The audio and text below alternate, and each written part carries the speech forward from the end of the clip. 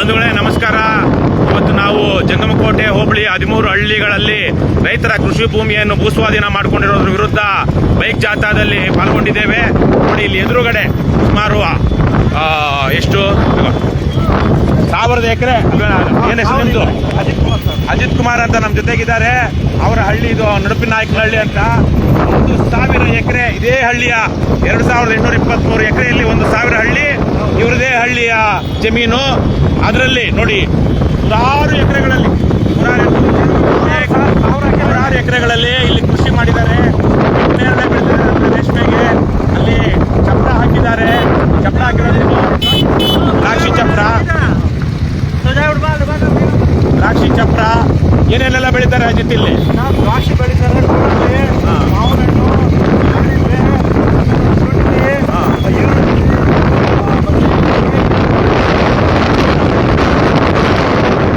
ಆರೋಗ್ಯವಾಗಿ ಸ್ವಲ್ಪ ಒಂಚೂರು ತೋರಿಸು ಸುಪ್ರಿಯಾ.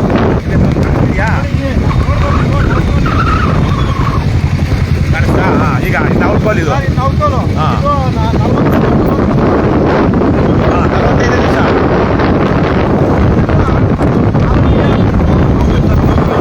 ಆಮೇಲೆ ಈ ಕಾಲ ನೀವು ಹೇಳ್ತಾ ಇದ್ರಿ ಇಲ್ಲಿ ಈಗ ಪರಿಹಾರ ಕೋಟಿ ನಿಮ್ಮ ಯಾರೋ ಸಂಬಂಧಿಕರು ಏನ್ ಮಾಡುದು? ಶುಂಠಿಯಲ್ಲಿ 2 ರಿಂದ 2.5 ಕೋಟಿ ಇದೇ ಶುಂಠಿಯಲ್ಲಿ ಇವತ್ತು ನಮ್ಮ ಹಳ್ಳಿಯಲ್ಲಿ ಶುಂಠಿ ಬೆಳೆನೇ ಜಾಸ್ತಿ ಬೆಳೀತಾ ಇರೋದು. ತುಂಬಾ ಲಾಭದಾಯಕವಾದ ಬೆಳೆ, ಆದ್ರೆ ಸ್ವಲ್ಪ ಖರ್ಚು ಕೇಳುತ್ತೆ. ಎಲ್ಲ ರೈತರು ಮಾಡೋದಕ್ಕಾಗೋದಿಲ್ಲ. ಒನ್ ಟೈಮ್ ಇನ್ವೆಸ್ಟ್ಮೆಂಟ್ 1 ಲಕ್ಷ ಆಗುತ್ತೆ ಅಷ್ಟೇ. ಆದ್ರೆ ಬಂಗಾರ ಬೆಳೆ ಇವೆಲ್ಲ. ಕಳೆದ ಸಲ ಅವ್ರಿಗೆ ಒಳ್ಳೆ ಬೆಳೆ ಬಂದಾಗ ಒಳ್ಳೆ ಬೆಲೆ ಸಿಕ್ಕಿದ್ದಕ್ಕೆ ಅವ್ರಕ್ಕ ಸಕಲೇಶ್ಪುರ ಮಳೆ ಜಾಸ್ತಿ ಬಿದ್ರೆ ಶುಂಠಿ ಹಾಳಾಗ್ತದೆ. ನಮ್ಮದು ಕರೆಕ್ಟ್ ಏನೋ ಈ ಫಲವತ್ತತೆ ಭೂಮಿಯಲ್ಲಿ ಸರಿಯಾಗಿ ಮಳೆ ಬೀಳ್ತದೆ, ಒಳ್ಳೆ ಬೆಳವಣಿಗೆ ಆಗ್ತದೆ, ಒಳ್ಳೆ ಊಟಕ್ಕೆ ಇಳುವರಿ ಬರ್ತದೆ. ಈಗ ವರ್ಷಕ್ಕೆ 1-1.5 ಕೋಟಿ ಒಂದ್ ಟೈಮಲ್ಲಿ ಬೆಳೆದಿದ್ರು. ಭೂಮಿ ಕಿತ್ಕೊಂಡ್ಮೇಲೆ ಅವರು ಆ 1.5 ಕೋಟಿ ಏನ್ ಪರಿಹಾರ ಕೊಡ್ತಾರೆ ಸರ್ಕಾರ, ಅದ್ರಲ್ಲಿ ಯಾವತ್ತಾದ್ರು ಏನಾದ್ರು ವ್ಯವಹಾರ ಮಾಡಿ ಆ ತರ ಸಂಪಾದನೆ ಮಾಡೋದಕ್ಕಾಗುತ್ತಾ? ಆಗೋದಿಲ್ಲ. ಈಗ 1.5 ಕೋಟಿ ಈಗ ಒಂದು ರಾಗಿ ಕಟಾವ್ ಮಾಡ್ತೀವಿ ನಾವು, ಆ ಹುಲ್ಲು ಬರ್ತದೆ ಸರ್, ದನ ಕರೆದು ಕಂಡ್ಬಿಟ್ಟು ಹುಲ್ಲನ್ನು ಹಾಕ್ತೀವಿ ನಾವು.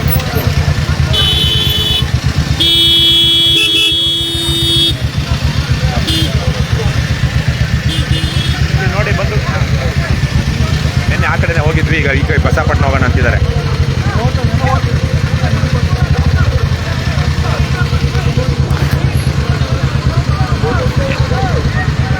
ಈಗ ನೂರಾರು ಬಹುಶಃ 500ಕ್ಕಿಂತ ಹೆಚ್ಚು ಜನ ರೈತರು ಮತ್ತು ಕರ್ನಾಟಕ ರಾಷ್ಟ್ರಸಮಿತಿ ಪಕ್ಷದ ಸೈನಿಕರು ಇವತ್ತು ಈ ಬೃಹತ್ ಬೈಕ್ ಜಾಥಾದಲ್ಲಿ ಪಾಲ್ಗೊಂಡಿದ್ದಾರೆ. ನಾವು ಈಗ ತಾನೇ ಜಂಗಮಕೋಟೆ ಕ್ರಾಸಿಂದ ಹೊರಟು ಹೆಣ್ಣಂಗೂರು ಗ್ರಾಮದ ಮೂಲಕ ಬಂದು ಈಗ ನಡುಪಿನ ನಾಯಕನಹಳ್ಳಿ ಗ್ರಾಮದಲ್ಲಿ ಹೋಗ್ತಾ ಇದ್ದೀವಿ. ಸಾವಿರಾರು ಎಕರೆ ಕೃಷಿ ಭೂಮಿ ಇರುವಂತಹದ್ದು ಇಲ್ಲಿ ನಮ್ಮ ಚಿಕ್ಕಬಳ್ಳಾಪುರ ಜಿಲ್ಲೆ, ಬೆಂಗಳೂರು ಗ್ರಾಮಾಂತರ ಜಿಲ್ಲೆ, ಬೆಂಗಳೂರು ನಗರ ಜಿಲ್ಲೆ, ಕೋಲಾರ ಜಿಲ್ಲೆಯ ರೈತರು, ಇಡೀ ರಾಜ್ಯದಲ್ಲಿ ಅತ್ಯಂತ ಪ್ರಗತಿಪರ ರೈತರು, ಬೇರೆ ಬೇರೆ ವಿವಿಧ ರೀತಿಯ ಬೆಳೆಗಳನ್ನು ಬೆಳೆಯುವಂತಹ ರೈತರು. ಇವರು ಕೃಷಿಯಲ್ಲಿಯೇ 1 ಎಕರೆ 2 ಎಕರೆ ಇಟ್ಕೊಂಡು 2 ಲಕ್ಷ 3 ಲಕ್ಷ 5 ಲಕ್ಷ 10 ಲಕ್ಷ ಸಂಪಾದನೆ ಮಾಡುವಂಥವ್ರು. ಈಗ ನೀವು ನೋಡಿದ್ರೆ ಇಲ್ಲಿ ಈ ಸಂಪದ್ಭರಿತವಾದಂತಹ ನೀರೇ ಇಲ್ಲ ಇಲ್ಲಿ, ಆದ್ರೂ ಕಡಿಮೆ ನೀರಿನಲ್ಲಿ ಅತ್ಯಂತ ವೈಜ್ಞಾನಿಕವಾಗಿ ಬೆಳೆಗಳನ್ನು ಬೆಳೆದು ರಾಜ್ಯದ ಜನರಿಗೆ ಅನ್ನ ನೀಡುತ್ತಿದ್ದಾರೆ. ಇವಾಗ ಇಂತಹ ಕೃಷಿ ಭೂಮಿಯನ್ನ ಕರ್ನಾಟಕ ಕಂಡಂತೆ ಅತ್ಯಂತ ನೀಚಾತಿ ಹೆಂಗ್ ತೋರಿಸ್ತಿದ್ಯಾ? ಕರ್ನಾಟಕ ಕಂಡಂತೆ ಅತ್ಯಂತ ನೀಚ ಕೊಳಪುರಿ ಎಸ್ಟೇಟ್ ಕಂಪನಿ ಅದು. ಖಾಸಗಿಯವರು ಕೂಡ ಇಷ್ಟು ನೀಚವಾಗಿ ನಡ್ಕೊಳ್ಳೋದಿಲ್ಲ. ಅದರ ಹೆಸರು KIADB.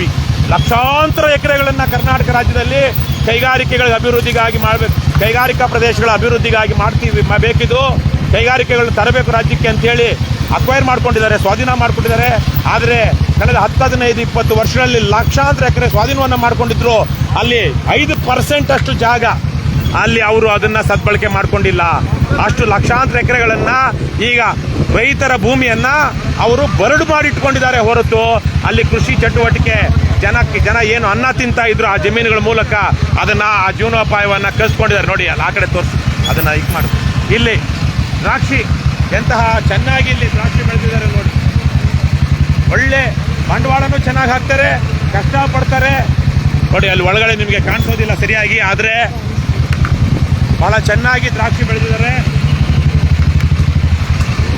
ಒಂದು ಎಕರೆ ದ್ರಾಕ್ಷಿಯಲ್ಲಿ 10-15 ಲಕ್ಷ ರೂಪಾಯಿ ದುಡಿತಾರೆ ಪ್ರತಿ ವರ್ಷ.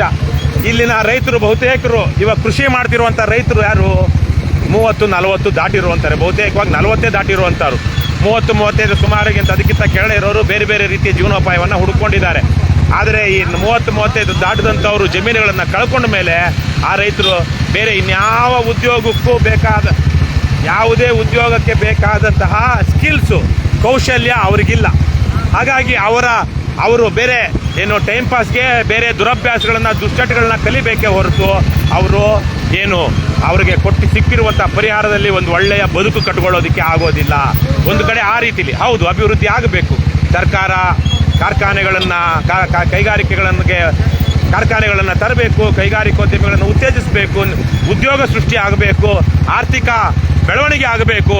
ಆದರೆ ಈಗಾಗಲೇ ಲಕ್ಷಾಂತರ ಎಕರೆ ಮಾಡ್ಕೊಂಡಿದ್ದೀರಲ್ಲ ನೀವು, ಲ್ಯಾಂಡ್ ಬ್ಯಾಂಕ್ ಅಂತ ಹೇಳಿ, ಅಲ್ಲಿ ಹೋಗಿ ಡೆವಲಪ್ ಮಾಡ್ರಯ್ಯ. ಅಲ್ಲಿ ಹೋಗಿ ಡೆವಲಪ್ ಮಾಡಿ ಉತ್ತರ ಕರ್ನಾಟಕದಲ್ಲಿ ಕಡಿಮೆ ದುಡ್ಡಿಗೂ ಕೊಡೋದಕ್ಕೆ ಸಿದ್ಧ ಇದ್ದಾರೆ. ಅಲ್ಲಿ ಬೇಕಾದಂಥ ಅನೇಕ ನದಿಗಳು, ಕೃಷ್ಣಾ ನದಿ, ಭೀಮಾ, ತುಂಗಭದ್ರಾ ನದಿಗಳು ಸೇರಿದಂಥ ಅನೇಕ ನದಿಗಳು ಅಲ್ಲಿವೆ.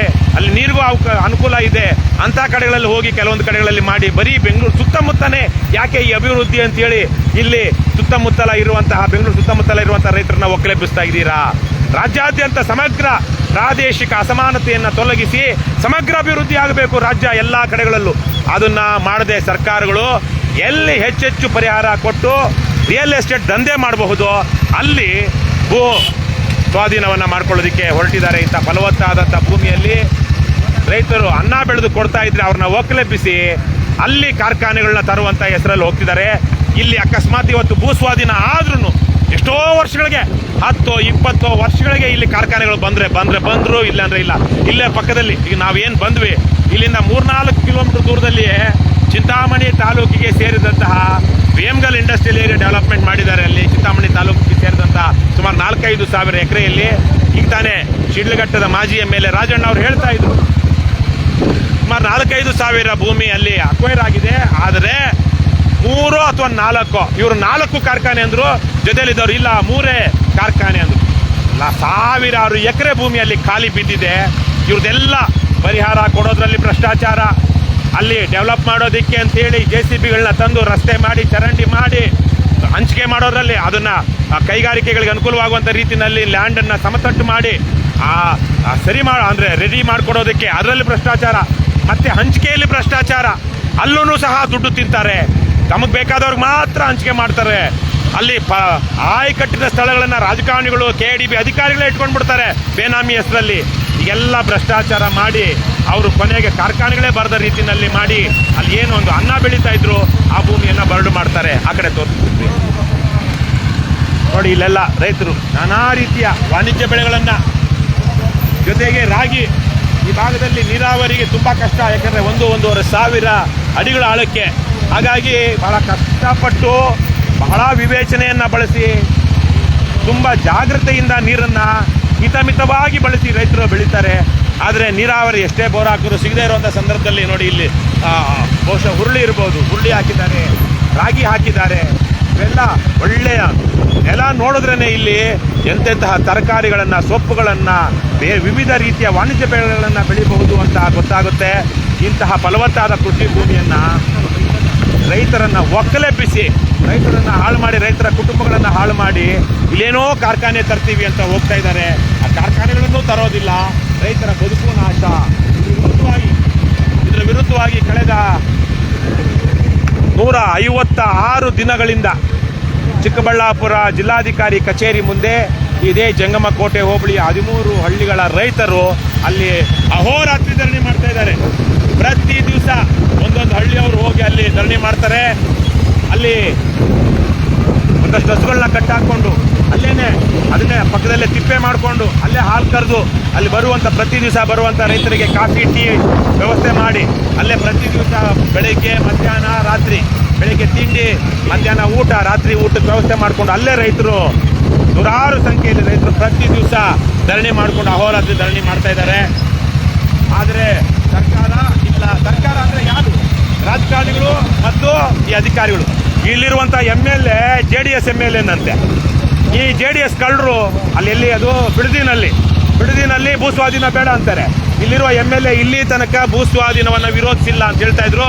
ಇತ್ತೀಚೆಗೆ ಏನೋ ಸ್ವಲ್ಪ ಪ್ಲೇಟ್ ಚೇಂಜ್ ಮಾಡಿದಾರಂತೆ. ರವಿಕುಮಾರ್ ಅಂತ MLA ಅವ್ರದ್ದೇನ ಮನೆ ಯಾರ್ದು MLA ಶುಂಠಿ? ಹಾಂ ಸರಿ ಹಾಂ. ಸೊ ಅವರು ಇಲ್ಲಿನ ಅಣ್ಣ ಹಿಂದೆ ಇರ್ರಯ್ಯ ಮುಂದಕ್ಕೆ ಹೋಗ್ಬೇಡ್ರಯ್ಯ. ಹಿಂದಕ್ಕೆ ಇಬ್ಬಿಬ್ರೆ ಮೂವರೇ ಬಂದ್ರಣ್ಣ, ಹೋಗೋದಿಕ್ಕಾಗೋದಿಲ್ಲ.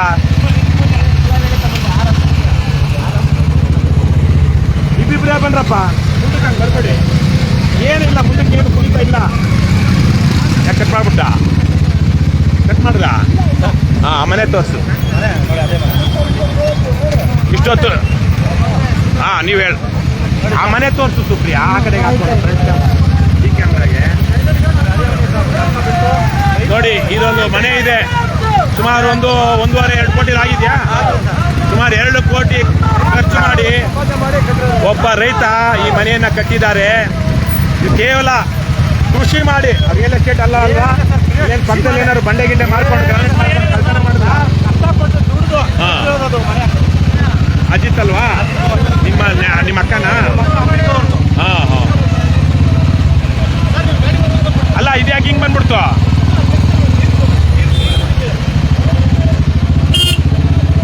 ಇಬ್ಬಿಬ್ರೆ ಬಂದ್ರಣ್ಣ, ಮುಂದೆ ಬಂದ್ಬೇಡ್ರಪ್ಪ. ಈ ಮನೆ ಸುಮಾರು 2 ಕೋಟಿ ವೆಚ್ಚದಲ್ಲಿ ಒಬ್ಬ ರೈತರು ಕಟ್ಟಿರುವಂತದ್ದು. ಅವರು ಕೇವಲ ಕೃಷಿ ಮಾಡಿ, ಅದು ಇದೇ ಯಾವ ಜಮೀನು ಈಗ ಅಕ್ವೈರ್ ಆಗ್ತಾ ಇದೆಯೋ ಅದೇ ಜಮೀನಿನಲ್ಲಿ ಶುಂಠಿ ಕೃಷಿ ಮಾಡಿ, ಬೇರೆ ಬೇರೆ ಕೃಷಿ ಮಾಡಿ ಅದರಲ್ಲಿ ಬಂದ ಆದಾಯದಲ್ಲಿ ಕಟ್ಟಿರುವಂತ ಮನೆ. ಇವರು ಸರ್ಕಾರ ಭೂಸ್ವಾಧೀನ ಮಾಡಿಕೊಂಡು ಇಂಥ ರೈತರನ್ನ ಯಾವತ್ತಾದ್ರೂ ಈ ರೀತಿಯಲ್ಲಿ ಗೌರವ ಘನತೆಯಿಂದ ಬದುಕೋ ಹಾಗೆ ಮಾಡುವಂತಹ ವ್ಯವಸ್ಥೆ ಮಾಡೋದಕ್ಕಾಗುತ್ತಾ? ಇದೆಲ್ಲ ಈ ಭೂಮಿ ಎಲ್ಲ ಅಕ್ವಿಷನ್ ಇದೆ ನೋಡ್ರಿ. ರೈತ ಮಾವಿನ ತೋಪು ಫಲವತ್ತಾದ ಭೂಮಿ, ಮನೆ ಕೂಡ ಕಟ್ಟಿದ್ದಾರೆ. ಮನೆ ಕೂಡ ಅಂಡರ್ ಅಕ್ವಿಸಿಷನ್ ಇದೆ ಆಕ್ಚುಲಿ. ನೂರಾರು ವರ್ಷಗಳ ಹಲಸಿನ ಮರಗಳಿದೆ, ಹುಣಸೆ ಮರಗಳಿದೆ, ಬೇರೆ ಬೇರೆ ಕಾಡು ಮರಗಳು ಸಹ ಇಲ್ಲಿವೆ ನೋಡಿ. ಅಲ್ಲೊಂದು ಹಲಸಿನ ಮರ ಇದೆ, ಅಲ್ಲೊಂದು ಹಲಸಿನ ಮರ ಇದೆ. ಆ ಮರಕ್ಕೆ ಏನಿಲ್ಲ ಅಂದ್ರೆ 70-80 ವರ್ಷದ ಮೇಲೆ ಆಗಿದೆ ಹಲಸಿನ ಮರಕ್ಕೆ. ಆ ಹುಣಸೆ ಮರಕ್ಕೆ ಒಂದು 50 ವರ್ಷ ಆಗಿದೆ. ಇವೆಲ್ಲ ಹಲಸಿನ ಮರಗಳು. ಅಣ್ಣ ಒಂದು ಗಾಡಿ ಎತ್ಕೊ,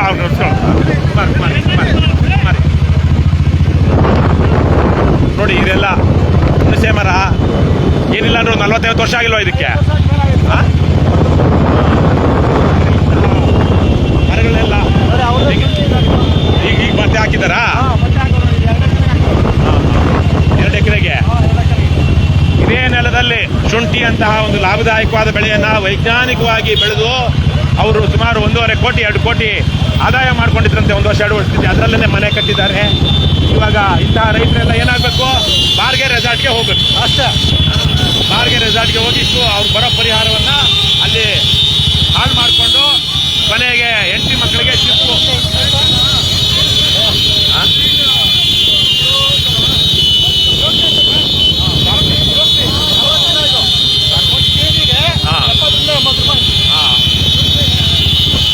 ಎಲ್ಲ ಥರದ ಈ ಥರಕ್ಕೆ ಇಡೀ ರಾಜ್ಯದಲ್ಲಿ ಅತ್ಯಂತ ಕೃಷಿಯಲ್ಲಿ ಅತ್ಯಂತ ಪ್ರಗತಿಪರವಾಗಿ ಯೋಚನೆ ಮಾಡಿ ಪ್ರಯೋಗಗಳನ್ನು ಮಾಡಿ ಯಶಸ್ವಿ ಪ್ರಯೋಗಗಳನ್ನ ಮಾಡಿರೋ ರೈತರು ಎಲ್ಲಾದ್ರೂ ಇದ್ರೆ ಅದು ಕೋಲಾರ, ಚಿಕ್ಕಬಳ್ಳಾಪುರ, ಬೆಂಗಳೂರು ಗ್ರಾಮಾಂತರದಲ್ಲಿ. ಈಗ ಈ ಭ್ರಷ್ಟ ದುಷ್ಟ ನೀಚ ರಾಜಕಾರಣಿಗಳ ಮತ್ತು KADB ಅಧಿಕಾರಿಗಳ ಏನು ನೀಚ ಕಣ್ಣು, ದುಷ್ಟ ಪಾಪಿ ಕಣ್ಣು ಈ ಭಾಗದ ರೈತರ ಮೇಲೆ ಬಿದ್ದಿದೆ. ಈ ಎಲ್ಲೆಲ್ಲೋ ಏನೇನೋ ಆಗಿದೆ, ರೈತರು ಆತ್ಮಹತ್ಯೆಗಳನ್ನ ಮಾಡ್ಕೊಂಡಿದ್ದಾರೆ. ಆದರೆ ಕೋಲಾರ, ಚಿಕ್ಕಬಳ್ಳಾಪುರ ರೈತರು ಎಲ್ಲೂ ಯಾವತ್ತೂ ಆತ್ಮಹತ್ಯೆ ಮಾಡ್ಕೊಂಡಿಲ್ಲ. ಈ ಮನೆಗಳೆಲ್ಲ ಈಗ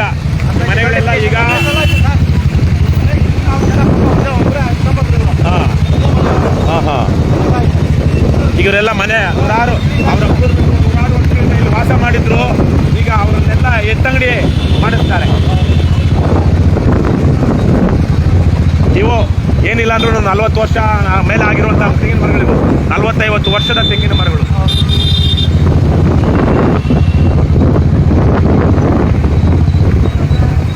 ಸಾಕಷ್ಟು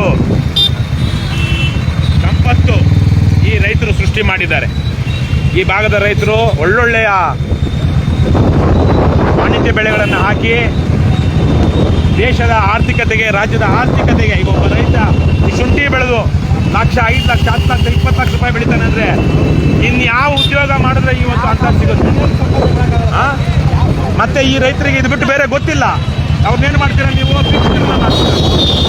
ಇದೆ, ಸಾಕಷ್ಟು ಭೂಮಿ ಇದೆ ರಾಜ್ಯದಲ್ಲಿ, ಬೇರೆ ಬೇರೆ ಕಡೆಗಳಲ್ಲಿ ಕೈಗಾರಿಕೆಗಳನ್ನು ಮಾಡೋದಕ್ಕೆ.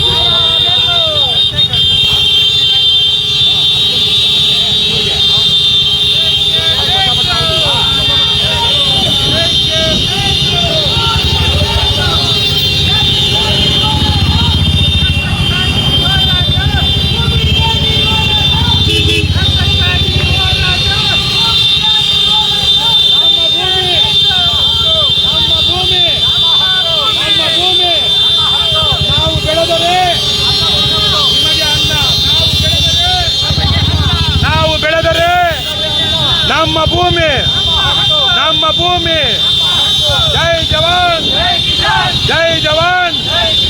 ಅನ್ನದಾತ ರೈತರ ಹೋರಾಟಕ್ಕೆ, ಅನ್ನದಾತ ರೈತರ ಹೋರಾಟಕ್ಕೆ, ಜಂಗಮಕೋಟೆ ರೈತರ ಹೋರಾಟಕ್ಕೆ.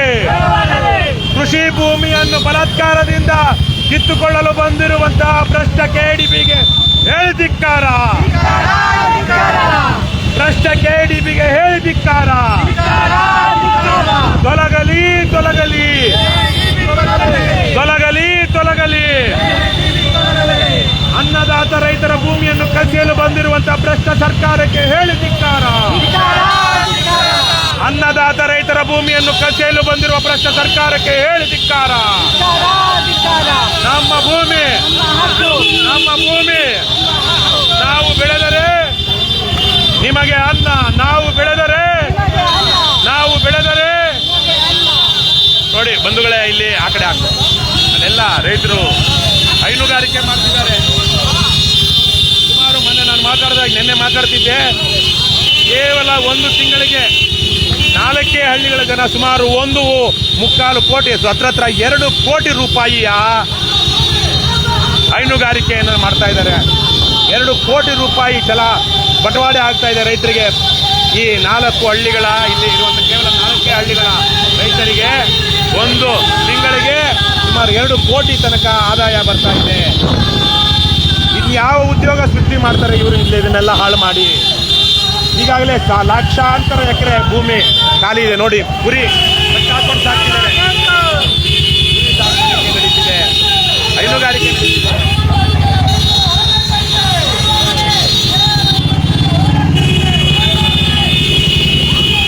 35-40 ವಯಸ್ಸು ದಾಟಿದಂತಹ ರೈತರಿಗೆ ಬೇರೆ ಉದ್ಯೋಗ ಮಾಡೋದಕ್ಕೆ ಸಾಧ್ಯ ಇಲ್ಲ. ಅವ್ರಿಗೆ ಯಾಕೆಂದ್ರೆ ಅವ್ರಿಗೆ ಬೇಕಾಗಿರೋ ಕ್ವಶನ್ನೇ ಇಲ್ಲ. ಮಾಡೋದು ಬೇಕಾಗಿಲ್ಲ. ಕುರಿಗಳನ್ನು ಸಹ ಒಳಗಡೆ ಕಟ್ಟ ಹಾಕೊಂಡು ಕಾಣ್ತಿದ್ದಾರೆ. ಬನ್ನಿ ಬನ್ನಿ, ನೀವು ಬನ್ನಿ ಬನ್ನಿ.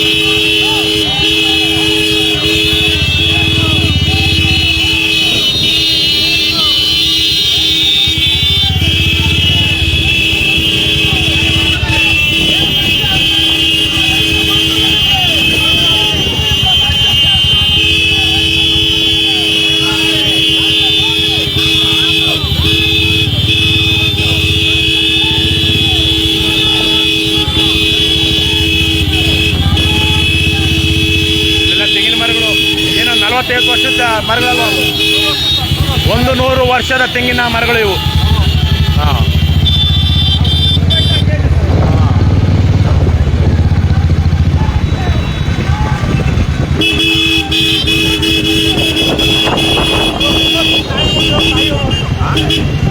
ನಾರಾಯಣಮೂರ್ತಿ ಅವ್ರ ತಾಯಿಯವರು. ನಾರಾಯಣಮೂರ್ತಿ ಅವರಾ? ಹೌದಾ? ಹಾಂ ಹಾಂ.